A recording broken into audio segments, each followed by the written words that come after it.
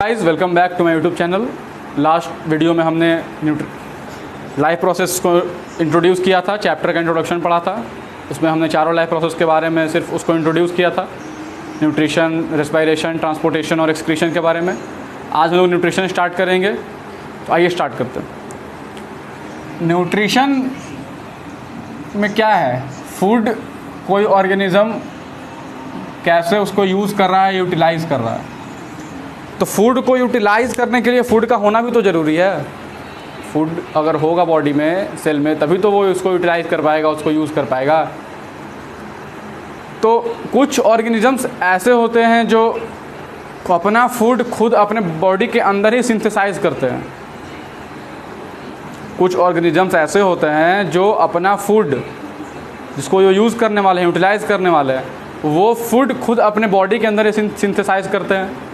कुछ ऑर्गेनिज़म होते हैं जिनके पास ये कैपेबिलिटी नहीं होती है, वो कैपेबल नहीं होते हैं खुद सिंथेसाइज करने के लिए। तो सिंथेसिस के बेसिस पे ही हम लोग न्यूट्रिशन को दो टाइप में डिवाइड करते हैं। पहला क्या?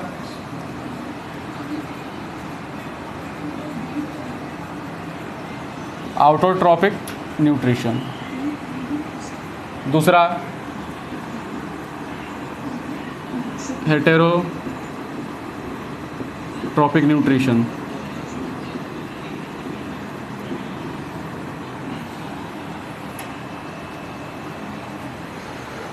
तो ऑटोट्रॉपिक न्यूट्रिशन क्या होगा? वैसा न्यूट्रिशन, वैसे ऑर्गेनिज्म जो अपना फूड अपने बॉडी के अंदर ही सिंथेसाइज करते हैं, उनको बोलते हैं autotrophic organism. Auto means self, और हम लोग ट्रॉपिक से बात करें सिंथेसिस के लिए। तो अपना फूड अपने बॉडी के अंदर खुद सिंथेसाइज करते हैं, ठीक है। तो वैसे ऑर्गेनिजम्स को बोलते हैं ऑटोट्रॉपिक ऑर्गेनिजम्स, और उस टाइप के न्यूट्रिशन को क्या बोलते हैं? Autotrophic nutrition. मतलब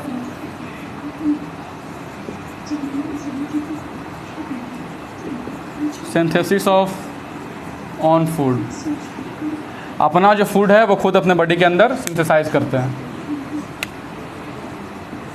बाय इटसेल्फ। हेटेरोट्रॉपिक क्या होंगे? ये अपना फूड, अपना खाना जो है खुद सिंथेसाइज नहीं करते हैं, दूसरे पे डिपेंडेंट होते हैं।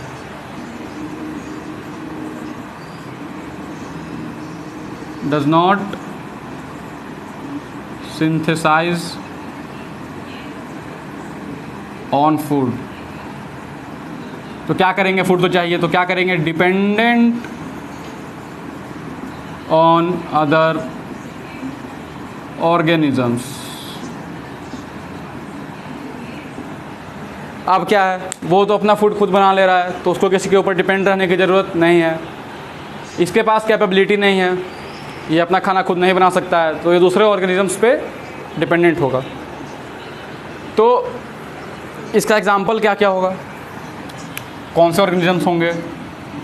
तो हम लोग लिख सकते हैं green plants, some bacteria, algae, etcetera. ये सभी हैं। हेटेरोट्रॉपिक में क्या होगा? सबसे पहले हम लोग ह्यूमंस, एनिमल्स जैसे लायन, टाइगर, काऊ, बफेलो, गोट, एनिमल्स। फंजाई होते हैं, वो भी अपना खाना खुद नहीं बना सकते हैं, एटसेट्रा। तो अब यहाँ बात क्या है? यहाँ एक क्वेश्चन उठता है कि चलिए ये तो खाना नहीं लेंगे, नहीं खुद नहीं बनाएंगे, तो ये तो दूसरे के ऊपर डिपेंडेंट है। चलिए ठीक है, वो बाद में। वो अपना खाना बनाएंगे कैसे? मेथड क्या है? प्रोसेस क्या है? किस प्रोसेस से वो अपना खाना खुद बनाएंगे? तो ग्रीन प्लांट्स या एल्गी, जो ग्रीन एल्गी होते हैं, वो अपना खाना बनाते हैं एक प्रोसेस से जिसको हम लोग बोलते हैं फोटोसिंथेसिस,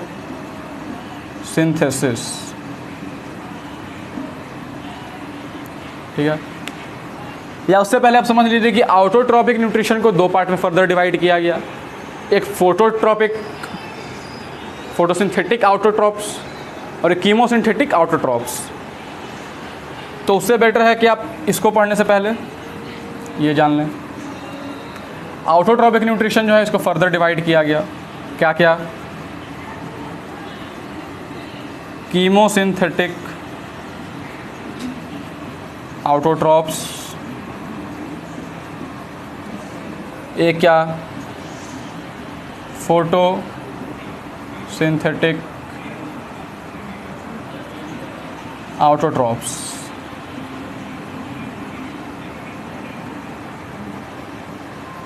तो पहले हम लोग फोटोसिंथेसिस का बात करते हैं। फोटोसिंथेसिस जो है, photosynthetic autotrophs, photo means light, synthesis means किसी चीज़ का फॉर्मेशन, सिंथेसिस करना। तो ये जो क्या करेंगे, लाइट के हेल्प से, बाय यूज ऑफ लाइट,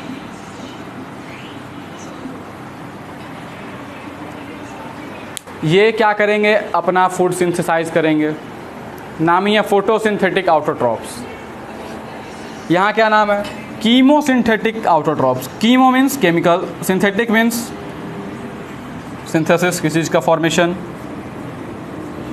तो by use of certain chemicals.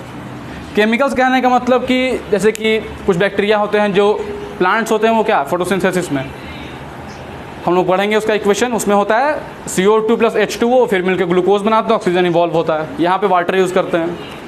कुछ बैक्टीरिया ऐसे होते हैं जो वाटर की जगह H2S, हाइड्रोजन सल्फाइड का यूज़ करते हैं। तो केमिकल कहने का मतलब कि वो ऐसे ऑटोट्रॉप्स होंगे जो उसका केमिकल्स का या कंपाउंड्स का ऑक्सीडेशन करवाएंगे, उस ऑक्सीडेशन से जो एनर्जी निकलेगा फिर उससे ATP बनाएंगे। ये क्या है, लाइट के हेल्प से बनाएंगे। तो उसमें हम लोग बैक्टीरिया को रख सकते हैं। सम बैक्टीरिया जो होते हैं वो केमोसिंथेटिक होते हैं। मेनली हमें पढ़ना है क्या, फोटोसिंथेटिक ऑटोट्रॉप्स मतलब फोटोसिंथेसिस। वो बनाएंगे कीमोसिंथेसिस से। ये किससे बनाएंगे, फूड बाय फोटोसिंथेसिस। ठीक है, ये तो बात हो गई ऑटोट्रॉपिक न्यूट्रिशन की, फोटोसिंथेसिस से बनाएंगे। कौन, ग्रीन प्लांट्स।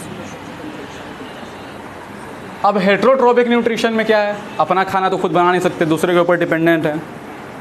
तो इनको भी फर्दर 3 टाइप्स में डिवाइड किया गया। पहला पैरासिटिक, दूसरा सैप्रोफिटिक या सैप्रोफाइटिक, थर्ड क्या है, होलोजोइक। पैरासिटिक कहने का मतलब कि जो अपना खाना अपना बना नहीं सकते हैं, दूसरे से लेना है। तो जो अपना फूड किसी लिविंग ऑर्गेनिज्म से, किसी दूसरे लिविंग ऑर्गेनिज्म से एक्वायर करेगा, उसको क्या बोलेंगे, parasitic. Take food from living organisms बोलिए। सैप्रोफाइटिक क्या होंगे, सैप्रोफाइटिक वैसे ऑर्गेनिजम्स होंगे, वैसे हेट्रोट्रॉप्स होंगे जो अपना फूड किसी डेड ऑर्गेनिज्म से एक्वायर करेंगे। Take food from dead organism. Holozoic क्या होंगे,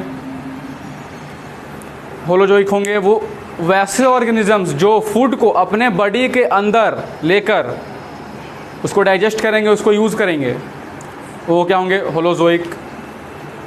मतलब पैरासिटिक क्या है, दूसरे से फूड ले रहे हैं। सैप्रोफिटिक डेड ऑर्गेनिज्म से ले रहे हैं फूड। होलोजोइक क्या है, फूड को अपने बॉडी के अंदर ही लेकर उसको डाइजेस्ट करके, उसको एब्जॉर्ब करके उसको यूज़ कर रहे हैं। अब कोई पैरासाइट है, चलिए ठीक है, तो सपोज़ करिए हमारे बॉडी में ही कुछ पैरासाइट्स होते हैं, जैसे लीच, ये जो है सर के ऊपर जो जुएँ होती हैं, तो वो एक पैरासाइट हम लोग बोल सकते हैं उनको। वो हमारे बॉडी में रहकर बिना हमें नुकसान पहुंचाए क्या कर रहे हैं, अपना नरिशमेंट हासिल कर रहे हैं, अपने न्यूट्रिशन हासिल कर रहे हैं। हमारे इंटेस्टाइन में कुछ वॉर्म्स होते हैं जो वो भी पैरासाइट्स होते हैं। लिविंग, हम लिविंग है, हमारे इंटेस्टाइन में कुछ वर्म्स होंगे जो अपना फूड वहाँ से डिराइव करेंगे। सैप्रोफाइट्स कुछ फंजाई होते हैं जो डेड एंड डिकेइंग पार्ट्स पे ग्रो करके वहाँ से अपना फूड हासिल करते हैं, न्यूट्रिशन डिराइव करते हैं। तो इसमें कहने का मतलब है कि इन्हें डाइजेस्ट करने की ज़रूरत नहीं है। हमने डाइजेस्ट किया, हमारे पास जो मटेरियल है, डाइजेशन मटेरियल जो हुआ, उसी को ये यूज़ करेंगे। कौन? पैरासाइट्स। सैप्रोफाइट्स क्या है? कोई डेड सब्सटेंस है, उसको बाहर ही सिंपल फॉर्म में तोड़ेंगे, उसको एब्जॉर्ब करेंगे फिर। लेकिन होलोजोइक का क्या है? अपने बॉडी के अंदर फूड को लेकर, सपोज हमने एक एप्पल खाया, तो एप्पल को अपने बॉडी के अंदर लेकर उसको स्वेलो, उसको इंजेस्ट कर कर उसका डाइजेशन, एब्जॉर्प्शन, असिमिलेशन करवाना, उस प्रोसेस को क्या बोलते हैं? होलोजोइक। अब यहाँ बात करते हैं फोटोसिंथेसिस के बारे में। फोटोसिंथेसिस क्या होता है, कैसे होगा, क्या रिएक्शंस होते हैं, तो आइए हम उसके बारे में बात कर लेते हैं।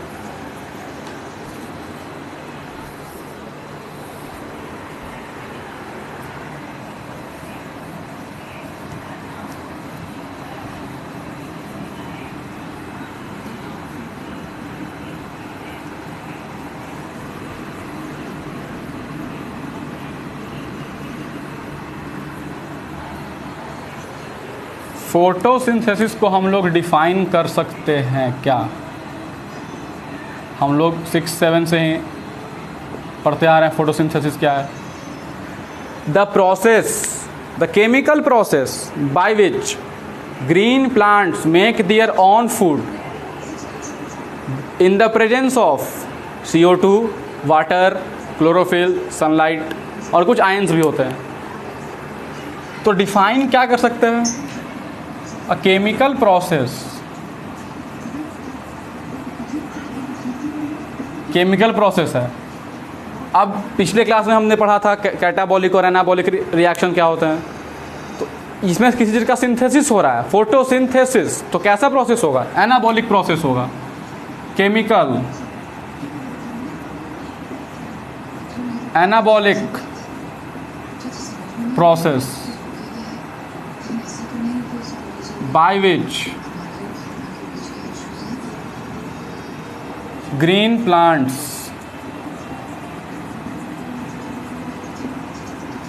make their or synthesize their own food by help of, पहला फर्स्ट क्या? CO2। दूसरा, ये हम लोग ऐसे ही लिख लेते हैं। सेकंड क्या होगा? H2O। Third chlorophyll. Fourth sunlight. तो चलिए ये सारे सब्सटेंसेस को यूज़ करके बनाएंगे फूड। या हम लोग इसको और मोर अच्छा तरीके से क्या लिख सकते हैं? A chemical process by which green plants make their own food by some inorganic substances। inorganic substances को यूज़ करके किसी ऑर्गेनिक सब्सटेंस को फॉर्म करता है, सिंथेसाइज करता है। जैसे कि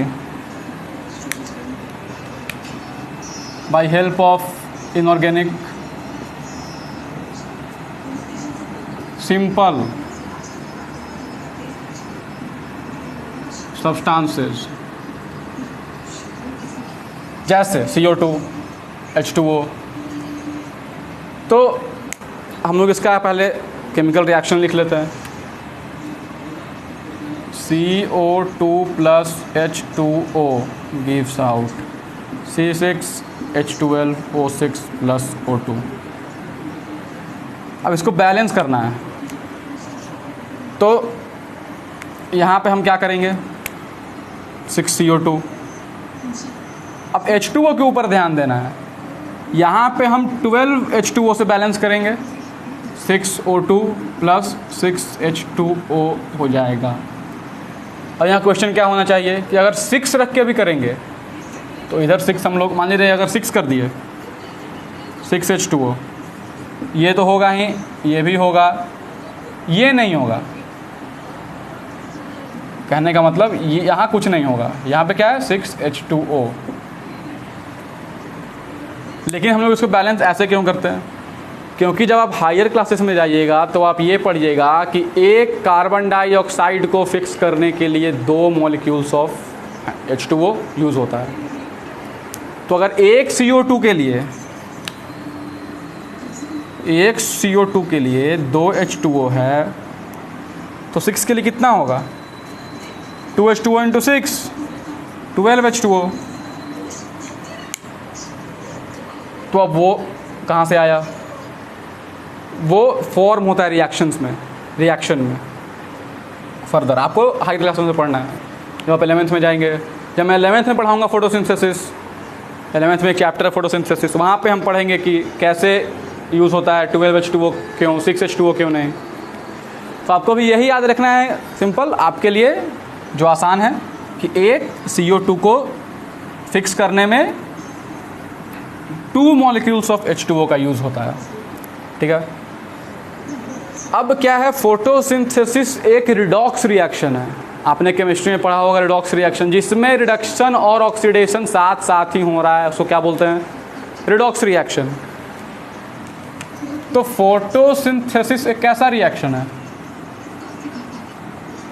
रिडॉक्स रिएक्शन। अब आपका क्वेश्चन क्या होगा कि रिडॉक्स रिएक्शन है, चलिए ठीक है, ऑक्सीडेशन भी हो रहा है, रिडक्शन भी हो रहा है, लेकिन ऑक्सीडेशन कहाँ होगा, रिडक्शन कहाँ होगा, ये भी जानना जरूरी है। तो ऑक्सीडेशन मतलब क्या होता है? Loss of electrons.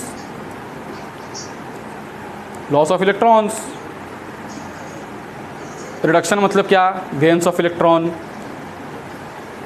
या हम लोग बोल सकते हैं रिडक्शन को, तो ये जो CO2 है ये यहाँ ग्लूकोज बनाएगा। ठीक है, इसको हम लोग क्या बोलते हैं? ग्लूकोज। ये CO2 है, ये H2 है, ग्लूकोज, O2, ये लिखने की ज़रूरत नहीं है, ये सब आप जानते हैं, मैंने ये ग्लूकोज लिख दिया। अब 6CO2 ये कंपाउंड बना रहा है, ये होगा आपका रिडक्शन। ठीक है, क्या होगा? रिडक्शन। H2O जो है आपका वो O2 बनाएगा, ये होगा ऑक्सीडेशन। हाँ, एक चीज़ और आपको जानने की ज़रूरत है, बहुत इंपॉर्टेंट है, कि O2 जो रिलीज़ होता है, अब तो कार्बन डाइऑक्साइड में भी ऑक्सीजन है, वाटर में भी ऑक्सीजन है, तो ये जो ऑक्सीजन होगा O2, ये कार्बन डाइऑक्साइड वाला रिलीज़ होगा या वाटर वाला रिलीज़ होगा? तो आपको ये हमेशा याद रखना क्या है, ये जो O2 होगा ये कहाँ से होगा? Released from H2O। ये वाटर मॉलिक्यूल से ऑक्सीजन रिलीज़ होगा, ना कि कार्बन डाइऑक्साइड मॉलिक्यूल से। ठीक है, तो फोटोसिंथेसिस को हम लोग डिफाइन कर सकते हैं। Photosynthesis is a chemical reaction. कैसा रिएक्शन? एनाबॉलिक रिएक्शंस है, रिडॉक्स रिएक्शन है, in which green plant synthesize their own food by using raw materials, inorganic substances CO2 and H2O in the presence of CO2, H2O, chlorophyll, sunlight. तो अब anabolic है, तो इसमें क्या होगा? Energy हमें देना पड़ेगा। प्लांट जो है अपना एनर्जी इसमें यूटिलाइज करेगा, खर्च करेगा। तो बन गया, चलिए ग्लूकोज बन गया। अब क्या होगा? अब CO2 कहाँ से आएगा प्लांट में? H2O कहाँ से आएगा? क्लोरोफिल तो है ही लीफ में, सनलाइट भी है ही। तो आइए हम लोग इसके बारे में थोड़ा पढ़ लेते हैं, CO2 के बारे में। पहले CO2 आखिर आएगा कहाँ से? तो प्रीवियस क्लास में आपने एक स्ट्रक्चर पढ़ा होगा जिसका नाम था स्टोमेटा। ठीक है, स्टोमेटा मतलब small pores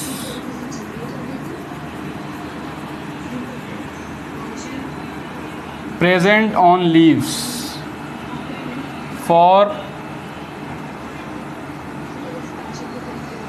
gaseous exchange and transpiration. Transpiration का मतलब loss of water. Gaseous exchange का मतलब गैस का एक्सचेंज बाहर के एटमॉस्फेयर में और प्लांट के इंटरनल पार्ट्स में, दोनों के बीच में जो गैसियस एक्सचेंज होगा वो गैसियस एक्सचेंज उसको हम लोग बोलेंगे, जो गैसेस का एक्सचेंज होगा जैसे CO2 O2। और ट्रांसपिरेशन मतलब लॉस ऑफ वाटर। तो स्टोमाटा का अगर हम लोग स्ट्रक्चर देखें तो कुछ इस प्रकार का देखने को मिलता है।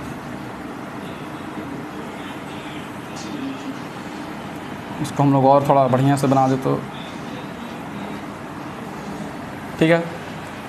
ये है स्टोमाटा का स्ट्रक्चर अगर हम लोग इसको माने तो। इसके साइड में कहने का मतलब इधर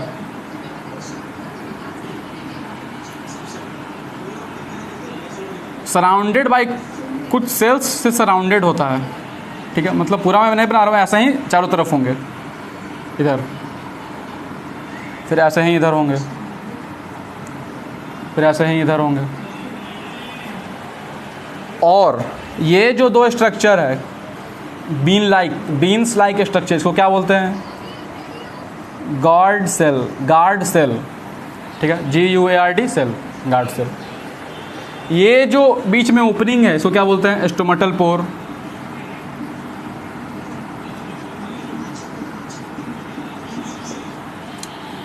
अब क्या होगा? हाँ, एक और बात, ये जो गार्ड सेल हैं इनका जो अंदर वाला वॉल है जो स्टोमेटल पोर की ओर है, ये थिक वॉल्ड होते हैं, ठीक है। अंदर की तरफ जो वॉल हैं वो थिक वॉल होंगे, बाहर के कंपैरिजन में बाहर वाले थिन होंगे वॉल जो हैं गार्ड के अंदर, गार्ड सेल के अंदर। साइटोप्लाज्म होगा गार्ड सेल में, न्यूक्लियस होगा और क्लोरोप्लास्ट भी होंगे, ठीक है।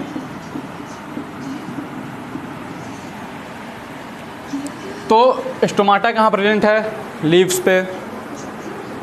तो मॉर्निंग के टाइम पे, मॉर्निंग मतलब डे टाइम में क्या होता है? स्टोमाटा ओपन होता है, स्टोमाटा के थ्रू CO2 अंदर आता है, H2O ही बाहर जाता है। लेकिन हमें यहाँ क्या बात करना है? फोटोसिंथेसिस का, तो हम लोग सिर्फ CO2 का बात करेंगे। स्टोमाटा ओपन होगा।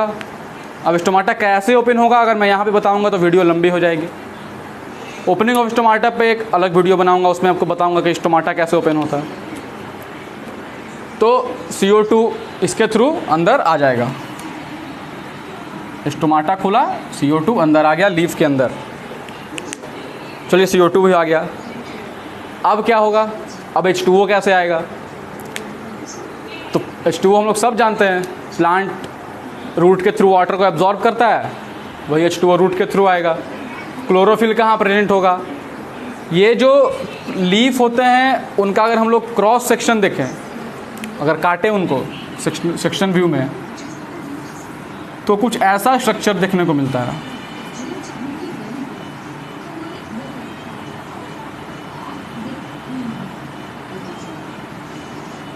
ऐसा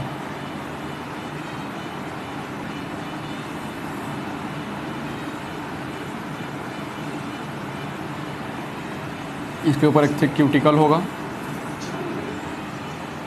फिर ऐसा ही एक पेंटागोनल सेल्स होंगे,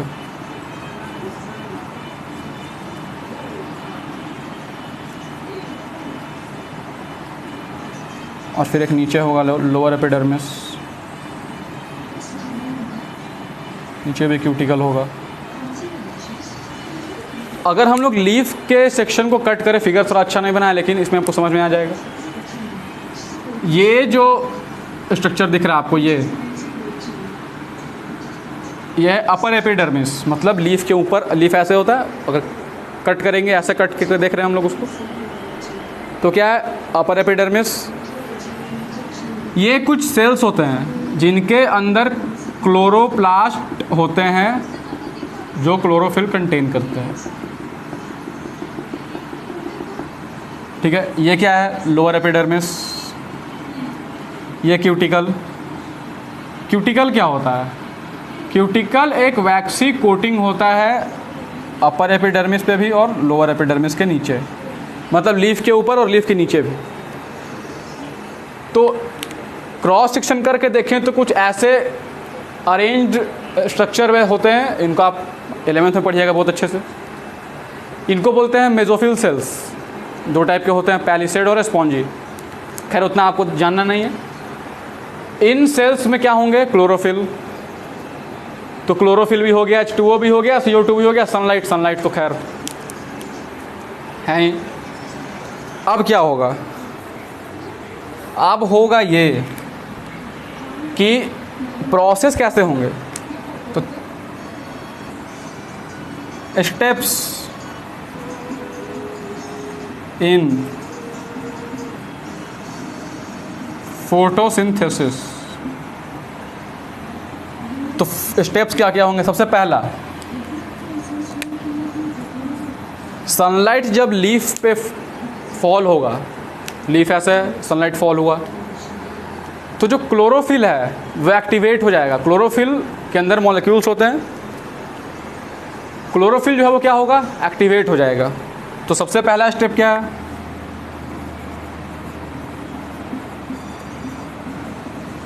क्लोरोफिल इज एक्टिवेटेड।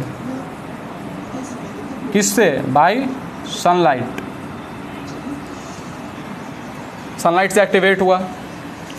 अब क्या होगा, दूसरा स्टेप, अब जो क्लोरोफिल एक्टिवेट हो गया वो वाटर को तोड़ देगा, मतलब वाटर का फोटोलाइसिस करवाएगा। कैसे करवाएगा, हम लोग आइए दूसरा स्टेप इधर देखते हैं।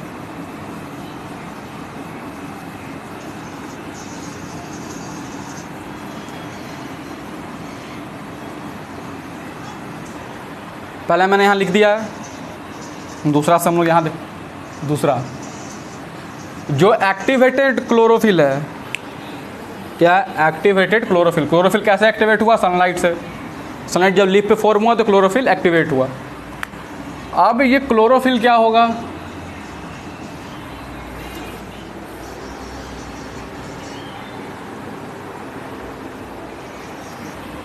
ये जो एक्टिवेटेड क्लोरोफिल है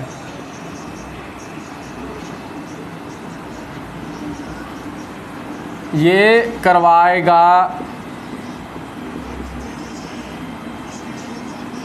photolysis of H2O।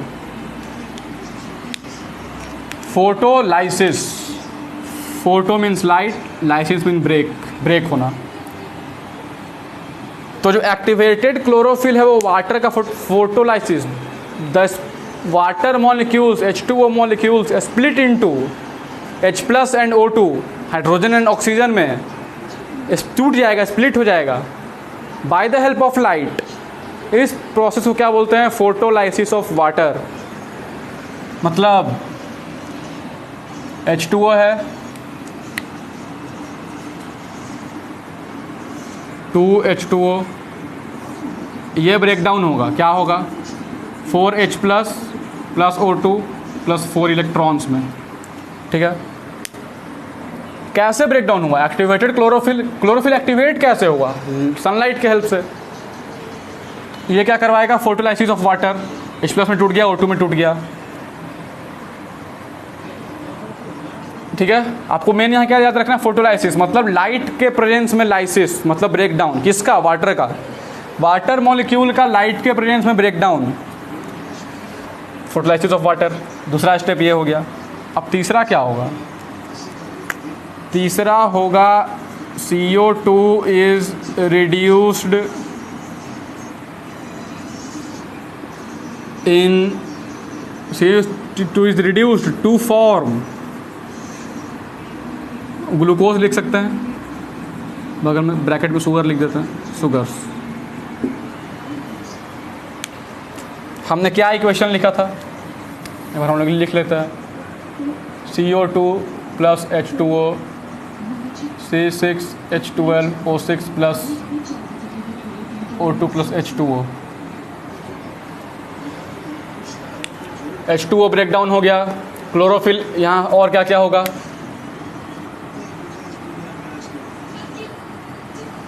Chlorophyll, sunlight. ठीक है, क्लोरोफिल एक्टिवेट हुआ सनलाइट से, क्लोरोफिल क्या करेगा, H2O को ब्रेक डाउन करवाएगा। अब उसके बाद क्या होगा, CO2 जो है वो इसमें रिड्यूस हो जाएगा। हम लोग पढ़े हैं ये रिडक्शन प्रोसेस होता है। तो क्या बन गया, ग्लूकोज। चलिए ग्लूकोज बन गया। अब एक बात और, ये जो तीनों स्टेप्स हैं, ये कोई ज़रूरी नहीं है कि हाँ पहला हो गया तो तुरंत उसके बाद जस्ट दूसरा हो जाए, उसके बाद जस्ट तीसरा हो जाए। इमीडिएटली नहीं हो सकते हैं। मतलब कहने का मतलब कि कोई कंपलसरी नहीं है कि एक साथ ही हो जाएंगे, टाइम इंटरवल भी हो सकता है। जैसे कुछ प्लांट्स होते हैं जो डेजर्ट में होते हैं, जिनको हम लोग बोलते हैं ज़ीरोफाइट्स, तो उनके पास तो वैसे ही वाटर का कमी है। स्टोमाटा खुलेगा तो वाटर भी ट्रांसपिरेशन के थ्रू लॉस होगा। तो अगर वाटर ज़्यादा ट्रांसपिरेशन में लॉस हो गया तो प्लांट के ऊपर इफेक्ट पड़ेगा। तो वो क्या, दिन के टाइम में तो CO2 के लिए स्टोमाटा जो है वो ओपन नहीं कर सकते हैं। तो वो जो प्लांट होते हैं वो रात में, नाइट टाइम में उनका जो स्टोमाटा होता है वो ओपन होता है। स्टोमाटा ओपन हुआ नाइट टाइम में, CO2 अंदर आया, स्टोमाटा क्लोज हो गया, CO2 को स्टोर करेंगे। फिर मॉर्निंग में क्या हुआ, सनलाइट आया, क्लोरोफिल एक्टिवेट हुआ, वाटर लिया, जो भी है वाटर को फोटोलाइसिस हुआ, और जो CO2 था वो रात में जो एब्जॉर्ब किया या एक्सचेंज हुआ एटमॉस्फेयर से, उसको वो डे टाइम में यूज़ करके क्या बनाएंगे, ग्लूकोज। तो फाइनल यहाँ पे कहने का मतलब क्या है कि जो तीनों स्टेप्स हैं वो इमीडिएटली जस्ट आफ्टर वन ऐसे नहीं होंगे, ठीक है। तो अब ग्लूकोज बन गया। अब प्लांट को मान लीजिए एनर्जी की रिक्वायरमेंट है, तो कुछ ग्लूकोज को ये क्या करेगा, डायरेक्टली यूज्ड बाय प्लांट। लेकिन जो एक्सेस ग्लूकोज है, क्या है एक्सेस, ये क्या होगा, stored in the form of starch. Starch के फॉर्म में स्टोर हो जाएगा। फिर जब प्लांट को आवश्यकता होगी, यूज़ होगा, तो उस स्टार्च से वो ग्लूकोज लेगा और उसके बाद रेस्पिरेशन करेगा। तो ये था पूरा प्लांट का ऑटोट्रोपिक न्यूट्रिशन, कैसे प्लांट अपना खाना बनाएगा, फोटोसिंथेसिस क्या है, कैसे बनेगा ग्लूकोज, रिडॉक्स रिएक्शन है, ऑक्सीडेशन कहाँ होगा, रिडक्शन कहाँ होगा, 12H2O क्यों यूज़ होगा, 6H2O क्यों यूज़ नहीं होगा। जो स्टेप्स होंगे वो कोई ज़रूरी नहीं है कि वो एक साथ ही लगातार हो जाएं। जो एक्सेस होगा वो स्टार्च के फॉर्म में, यहाँ पे आपको यही याद रखना है स्टार्च, क्योंकि जब हम लोग ह्यूमंस की बात करेंगे तो हमारे में एक्सेस ग्लूकोज ग्लाइकोजन के फॉर्म में स्टोर होगा, लेकिन प्लांट में किस फॉर्म में होगा, स्टार्च के फॉर्म में। तो आपको ये याद रखना है। तो ये था ऑटोट्रोपिक न्यूट्रिशन। अब हम लोग बात करें अगर हेटेरोट्रोपिक न्यूट्रिशन की,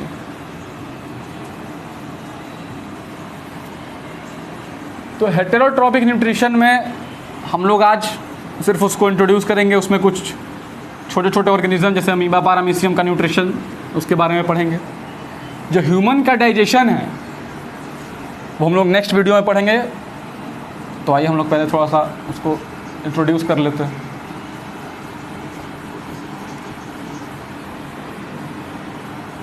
कुछ जो सिंपल हेटेरोट्रॉप्स होते हैं, तो हम लोग किसकी बात कर रहे हैं, हेटेरोट्रॉप्स की।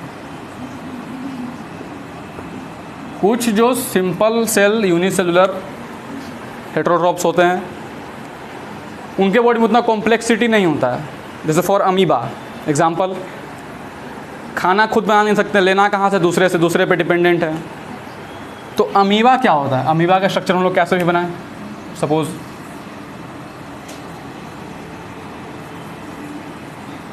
ये अमीबा है, बीच में न्यूक्लियस है, साइटोप्लाज्म।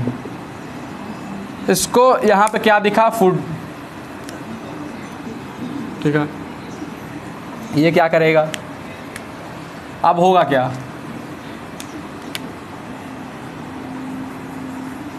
यहाँ मान लीजिए फूड था, अब ये अपना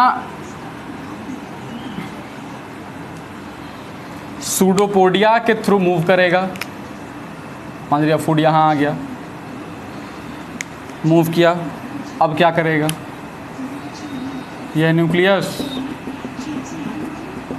अमीबा की सबसे खास बात हम लोग उसको कैसे बना सकते हैं, कोई दिक्कत नहीं है।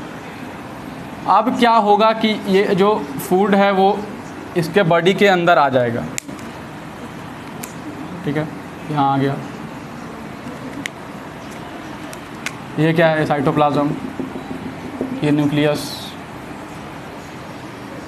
तो इसमें हमें क्या देखने को मिला, सिंपल एक अमीबा पहले उसको क्या हुआ, फूड दिखा, फूड पार्टिकल वहाँ तक गया, उसको अपने बॉडी के अंदर लिया, उसको यूज़ करेगा, उसको एब्जॉर्ब करेगा, उसके बाद फिर उसको बॉडी से बाहर फेंक देगा।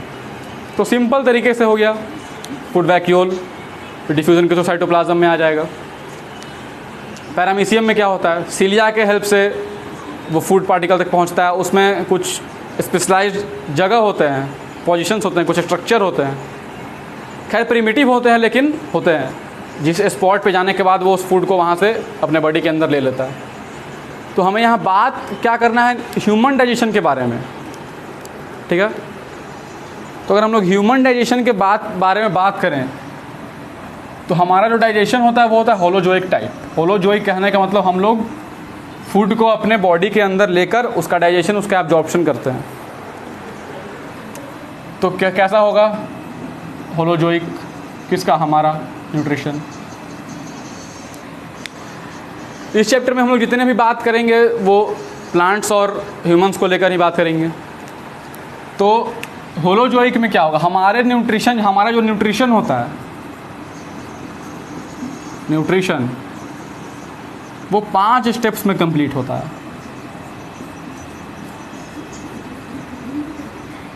ठीक है। हमारा जो न्यूट्रिशन है, हम जो फूड बॉडी के अंदर लेंगे, उसको डाइजेस्ट करेंगे, उसको एब्जॉर्ब करेंगे, उसको असिमिलेट करेंगे, फिर उसको इजेस्ट करेंगे जो अनडाइजेस्टेड फूड है। तो हमारा जो न्यूट्रिशन होता है वो 5 स्टेप्स में कंप्लीट होता है। पहला ingestion, second digestion, third absorption, fourth assimilation, fifth egestion. Ingestion क्या होगा, हम लोग फूड को अंदर लेंगे, बकल कैविटी से माउथ ओपनिंग के थ्रू फूड अंदर गया, चलिए गया, स्टमक में गया, इंटेस्टाइन में गया, वहाँ क्या होगा, उसका डाइजेशन होगा।